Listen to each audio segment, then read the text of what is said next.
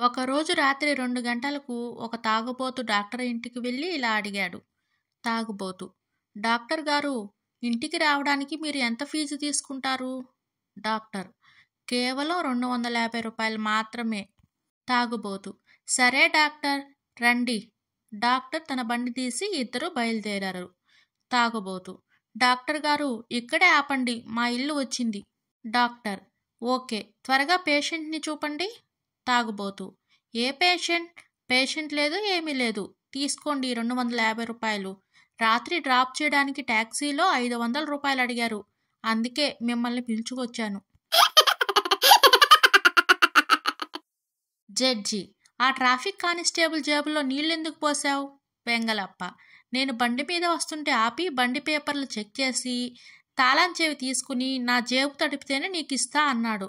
అందుకని అలా చేశా సార్. ప్రపంచంలో అత్యంత కష్టమైన పనులు రెండే రెండు.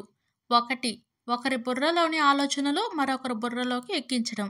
రెండోది, ఇతరుల జేబులో ఉన్న డబ్బులు మన చేతిలోకి రప్పించుకోవడం. వీటిలో మొదటి పని చేసే వాళ్ళను టీచర్ అంటారు, రెండో పని చేసే వాళ్ళను వ్యాపారులు అంటారు. కానీ ఈ రెండు పనులను చాలా ఈజీగా చేసే వాళ్ళనే భార్య అంటారు.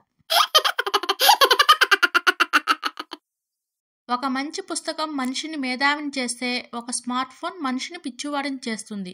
డబ్బు లేనప్పుడు కూరగాయలు వండుకునేవారు డబ్బు కలవాళ్ళయ్యాక పచ్చి కూరగాయలు తింటూ బ్రతుకుతున్నారు. డబ్బు లేనప్పుడు గుడికి భక్తిగా దేవుడి దర్శనం కోసం వెళ్ళేవారు డబ్బు వచ్చాక సరదాగా తిరగడానికి వెళ్తున్నారు. డబ్బు లేనప్పుడు లేపేదాకా నిద్ర నుండి మెలకువ వచ్చేది కాదు, డబ్బు వచ్చాక నిద్ర పట్టక మాత్రలు మింగాల్సి వస్తుంది.